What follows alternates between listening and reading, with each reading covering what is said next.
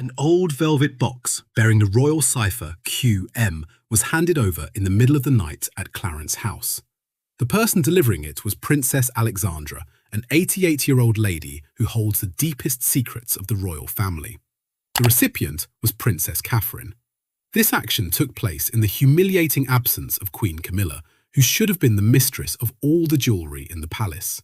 Inside that box were the personal treasures of the late Queen Mother Elizabeth, which she had carefully hidden for more than 20 years. Why did Princess Alexandra dare to make a move that could spark a civil war right in the heart of the royal family? What ruthless message was contained inside that velvet box that the Queen Mother had left exclusively for the future successor? What will Queen Camilla do when she realises she has been completely wiped out from her predecessor's legacy? March 2002. London's weather turned cold as prolonged drizzles clung tightly to the stone walls of the Royal Lodge residence in Windsor. Inside the bedroom, filled with the smell of rotting wood and faded silk curtains, Queen Mother Elizabeth was undergoing the final weeks of her life at the age of 101. Her health was so depleted that royal doctors had to be stationed by the hospital bed 24 hours a day. The public outside only saw press releases praising an icon of resilience and benevolence through 2 world wars. But inside that bedroom, the Queen Mother was looking at the future of the dynasty with deep concern. She had witnessed the entirety of the horrific years of the 1990s. The tragic death of Princess Diana in 1997 remained an unhealed scar on the British crown. The leaked audio recordings of Prince Charles and the continuous love scandals appearing in tabloid newspapers had severely shaken public trust in the royal family. The Queen Mother understood that the legitimacy of the monarchy did not lie in colossal fortunes or hollow titles, but in the moral compass of the leader. She looked at her son, Charles, and his long-time mistress, Camilla Parker Bowles, with great skepticism regarding their ability to preserve the family's dignity. It was during those days, lying on her hospital bed in the spring of that year, that Queen Mother Elizabeth made a decision that changed the entire game for the next generation. She summoned the family's private lawyer to Royal Lodge on a late afternoon when other members of the royal family were busy attending a diplomatic ceremony in London. Prince Charles was not present. She requested the lawyer to draft a top-secret codicil to her will. This codicil detailed an inventory of more than 30 of the rarest gemstone jewellery pieces she owned. Everything was conducted in absolute secrecy, creating an underground shift of power that no one in the palace could have suspected before she closed her eyes and passed away on March 30th, 2002. To understand the legal nature and sophistication of this move, it is necessary to clearly distinguish the asset management mechanism of the British royal family. Imagine the royal family like an ancient national museum. Inside that museum, there are 2 types of artifacts. The first type is the crown collection, which includes giant diamond-encrusted crowns, prestigious scepters used by kings during coronations. These things belong to the state, are maintained by taxpayers' money, and no individual has the right to sell, gift, or bequeath them to others. When a monarch passes away, this collection is automatically transferred to the next successor on the throne by law. The second type of asset is the private collection. These are items bought out of pocket, gifted from private relationships, or inherited directly between family members. British law allows royal family members to have absolute self-determination over their personal property, just like any ordinary citizen. They have the right to make secret wills, leaving property to anyone they want without needing approval from the Prime Minister, Cabinet, or even the reigning king. The British Justice Department also has a special regulation that the wills of senior royal members will be sealed in a secure safe and never publicised to the mass audience to protect privacy.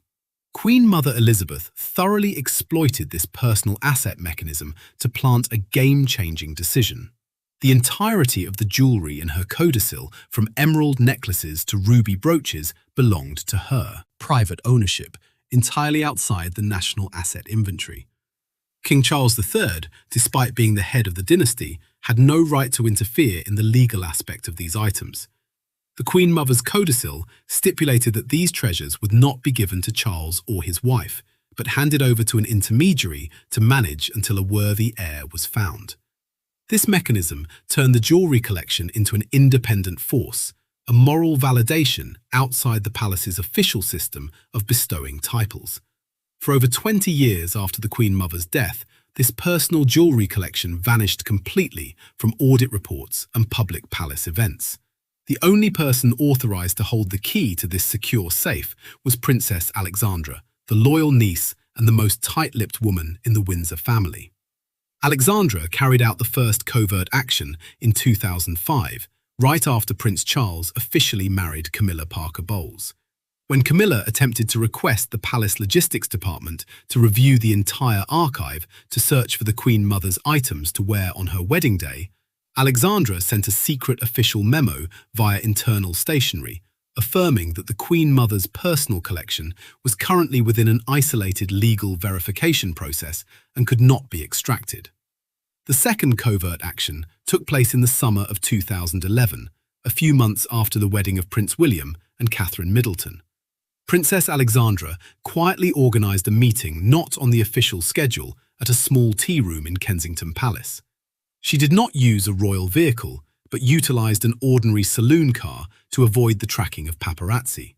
Here, she showed Catherine a copy of Queen Mother Elizabeth's codicil, which clearly recorded a handwritten line from her grandmother, "For the woman who brings serenity and dignity to the dynasty."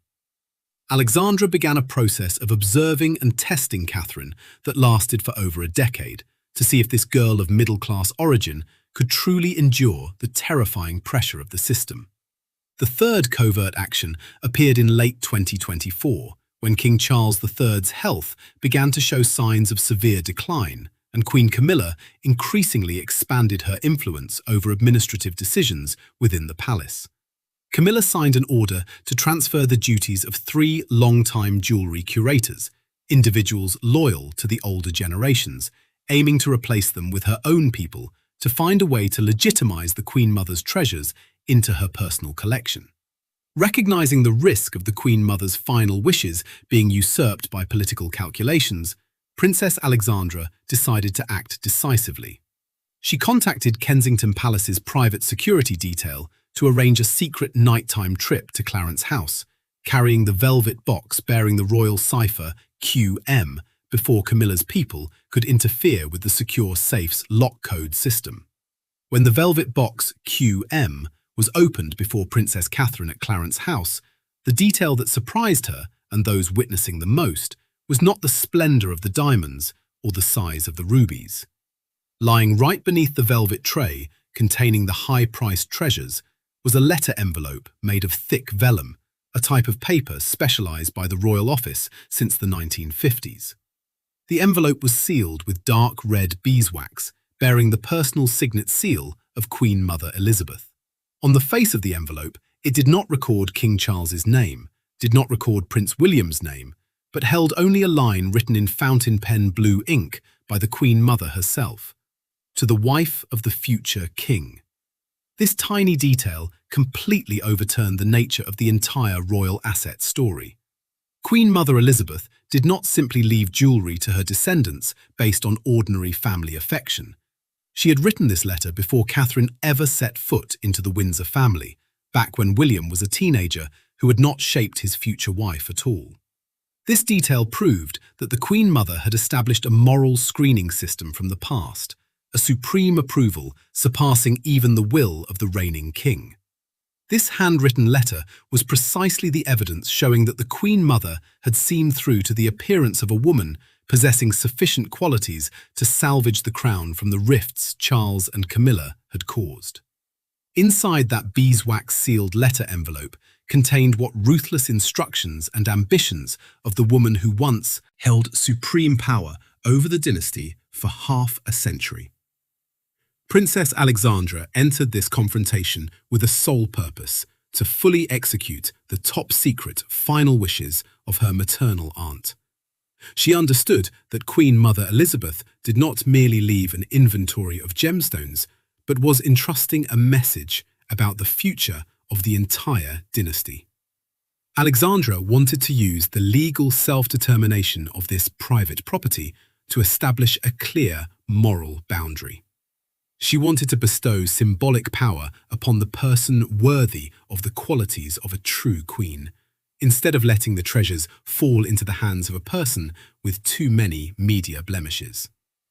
Her goal was to protect the long-standing reputation of the House of Windsor before the political upheavals occurring at the upper echelon of the palace. The first action proving this goal took place in November 2024 at Kensington Palace.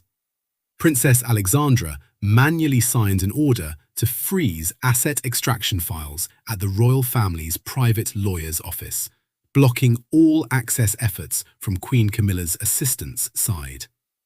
The second action appeared right a week later at the Clarence House residence.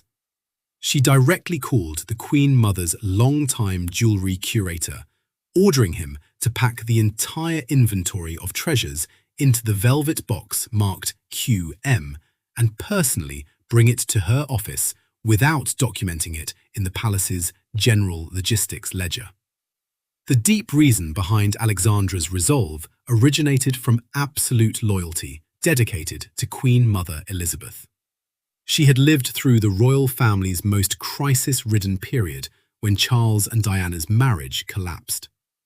Alexandra witnessed how hard her aunt had to work to preserve public respect for the crown. She understood the Queen Mother's fear about a day when someone who broke moral rules would naturally possess items symbolic of sacrifice. Pressure from the promise before the Queen Mother's hospital bed in 2002 pushed this 88-year-old woman into a risky move, turning her into the final gatekeeper of a spiritual legacy. On the other side of the corridor of power, Queen Camilla was frantically pursuing a completely opposite goal to assert her exclusive status. She wanted to monopolize all the jewelry of previous generations to legitimize her reigning queen consort position before the public eye. For Camilla, wearing Queen Mother Elizabeth's treasures during international tours was not simply for adornment, but a powerful declaration regarding the dynasty's full acceptance of her past. She wanted to erase the label of the third person by covering herself in the most orthodox power symbols of the House of Windsor. Camilla proved this ambition through two very specific and fierce actions. The first action took place in October 2024, when she signed an order to transfer the duties of 3 long-time curators to replace them with trusted personnel directly selected by her from her private office. The second action appeared in early 2025 at Buckingham Palace. Camilla requested the Secretariat Department to submit a comprehensive audit inventory of all of Queen Mother Elizabeth's secure safes, with the public purpose to systematize royal assets, but in reality to find the location of the items being stored away by Princess Alexandra. Camilla's goal collided directly with Alexandra because of two completely different philosophies regarding power. Camilla viewed royal jewellery as a natural privilege accompanying the administrative title she held after marrying King Charles III.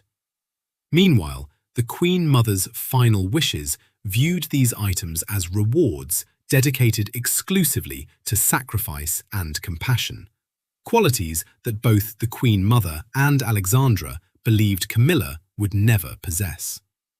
The appearance of Princess Catherine as the public's beloved further increased Camilla's paranoia, pushing her into a race to grab symbols so as not to be pushed to the margins of the dynasty's history.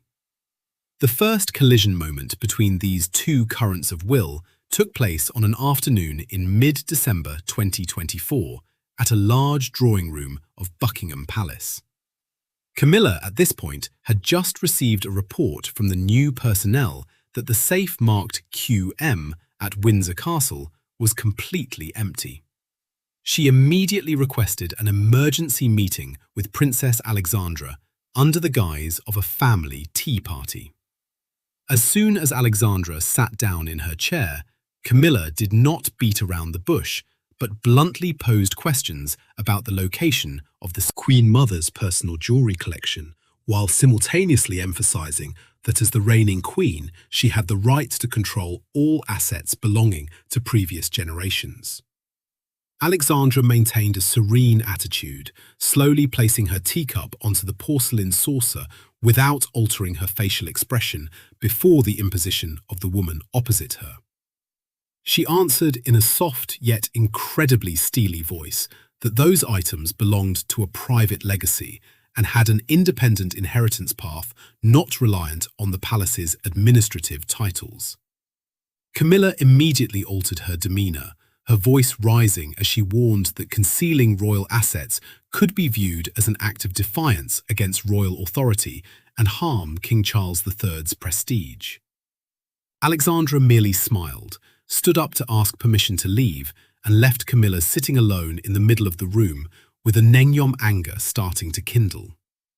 The direct consequence of this tense dialogue was the complete collapse of the diplomatic relationship, pleasant on the surface but disagreeable underneath, between the Queen's office and the old generation royal members.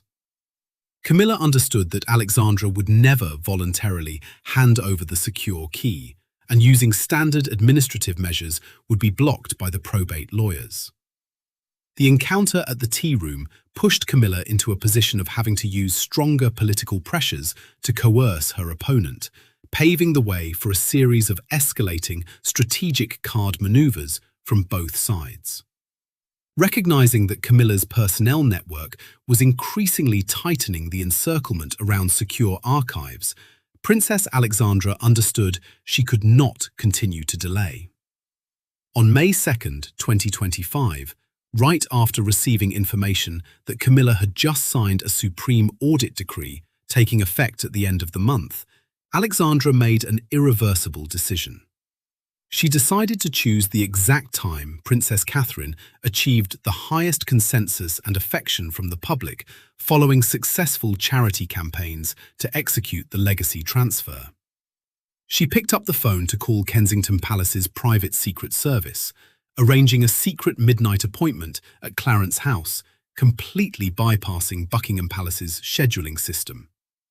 Alexandra manually brought the velvet box containing the beeswax-sealed letter envelope to bestow upon Catherine, officially activating the codicil that had been frozen for over 20 years.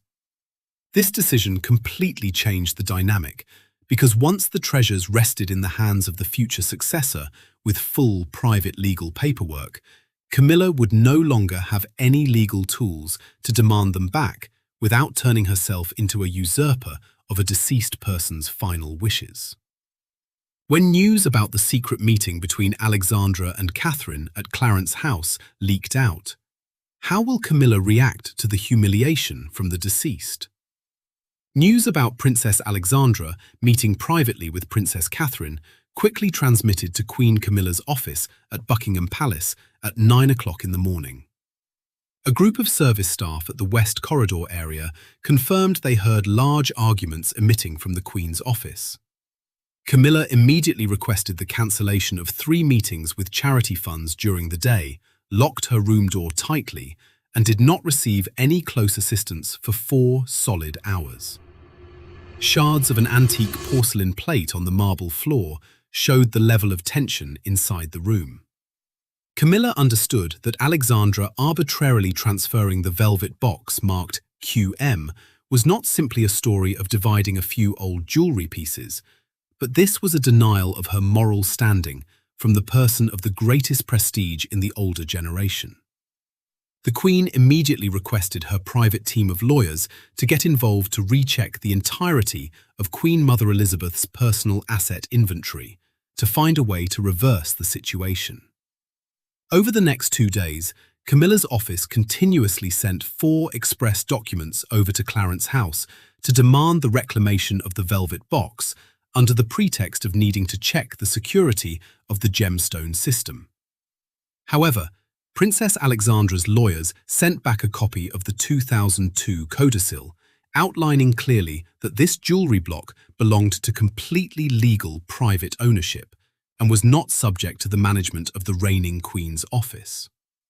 This legal resistance caused Camilla to lose the administrative tool to coerce Catherine to hand over the treasures, giving rise to an underground wave of chatter among the retinue groups in the palace. The covert confrontation between the two sides quickly pushed King Charles III into an incredibly awkward position, right on the threshold of important royal events. Throughout a week, Camilla continuously put pressure on her husband during dinners at the residence, demanding he use the power of a monarch to order his daughter-in-law to return the velvet box. The king was caught between his wife's urging and the reverence dedicated to his grandmother's final wishes, a person who had always been viewed by the British public as an icon of traditional values. Royal doctors recorded the king's blood pressure rising due to prolonged mental pressure, forcing him to cancel a short hunting trip in Scotland to remain in London to resolve the family conflict. If King Charles III signed an intervention order to retrieve the jewellery for Camilla, he would face criticism from older members in the family council and risk leaking the will's information to tabloid newspapers. The king's hesitation made Camilla decide to play a bolder card, as she covertly contacted an editor of the Daily Mail to leak information about a large-scale royal asset audit. Her purpose was to use pressure from public opinion to force Catherine to proactively hand over the jewellery to avoid troubles related to paying personal asset taxes. This action unintentionally exposed deep rifts at the upper echelon of the palace, making Prince William unable to continue maintaining a silent stance. Recognising that the Queen's office was using the media to smear his wife, Prince William immediately organised a private meeting with King Charles III at the Highgrove office on May 12, 2025. William did not go with communications advisors, but only brought along the codicil document with the certified signature of the royal lawyer from 23 years ago.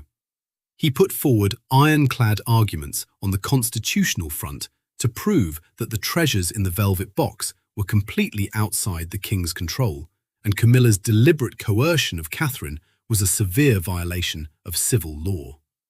The resolve of the 32-year-old prince made the king understand that any concession dedicated to Camilla would lead to an internal boycott from the heir to the throne himself.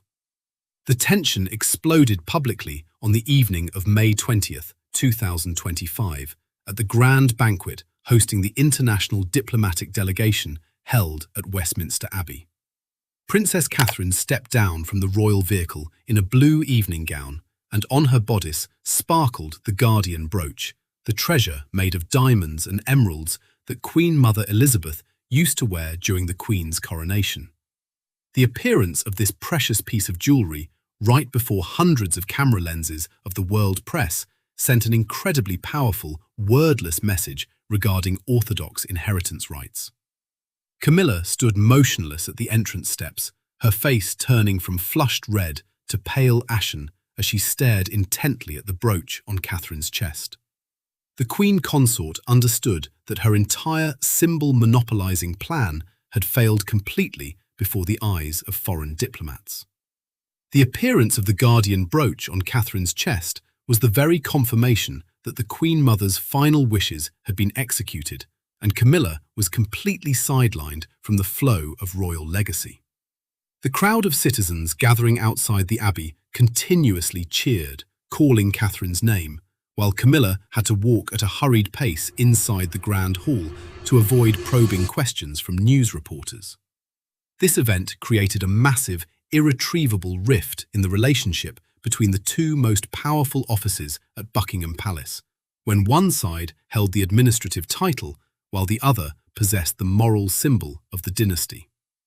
King Charles III chose to walk in between the two women without offering any comment, letting a heavy silence envelop the entire royal banquet.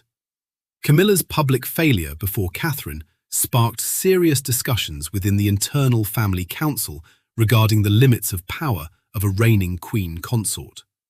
Will Queen Camilla, following her humiliating failure at Westminster Abbey, accept stepping back? Or will she use other financial clauses to strike back against the isolation from her husband's family? Queen Camilla currently spends most of her time at Ray Mill House, her private red brick home in the Wiltshire region, far away from the busy corridors of Buckingham Palace. Her public appearance schedules have decreased noticeably, participating only in mandatory ceremonial receptions. She no longer makes requests to review the private jewellery archives of previous generations. The safe bearing the cipher QM at Windsor Castle has now changed to a new lock code, and access rights belong to a group of curators designated by the Family Council. Camilla maintains absolute silence when facing questions from old retinue members regarding Queen Mother Elizabeth's gemstone collection. Princess Catherine continues to execute patronage activities for medical and educational funds with a firmer standing in the hearts of the public. The Guardian brooch is currently kept in her private secure cabinet at Kensington Palace, accompanied by the entirety of civil inheritance verification paperwork from the 2002 codicil. Catherine does not offer any statements regarding the origin of this piece of jewellery, but she utilises it in events of a national character. Princess Alexandra, at the age of 88, barely appears at major diplomatic events anymore. She lives quietly at the Thatched House Lodge residence in Richmond Park, refusing all interviews from royal biographers regarding the night meeting at Clarence House. The execution of the secret codicil after 23 years of freezing leaves big questions about the boundaries of control inside the royal family. From a political perspective, Princess Alexandra's action proves that the older generations established an independent moral screening system to shape the future successor. Does using personal assets to create a symbol of orthodox power degrade the administrative prestige of the reigning king and the reigning queen? When a deceased person can still send a powerful message through a piece of jewellery, who is the one truly directing the moral compass of the House of Windsor?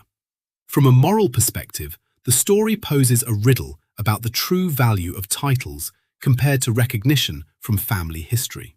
A woman can use every media tool and political maneuver to sit on the highest throne. But what meaning does that title hold if she is sidelined from the most precious spiritual legacies of the ancestors? Do other velvet boxes bearing the cipher QM, currently resting in the secure safes of the palace, contain any other handwritten letters about the future of the throne? Viewers are compelled to reflect for themselves whether real power comes from the administrative crown on one's head or from character tested through time. Do you think handing the velvet box to Catherine was a fair action to protect Queen Mother Elizabeth's final wishes? Or was it too ruthless a punishment toward Queen Camilla? Please leave your opinion in the comments section. Click subscribe to the channel so as not to miss the next stories about financial secrets and the power struggle of the global elite.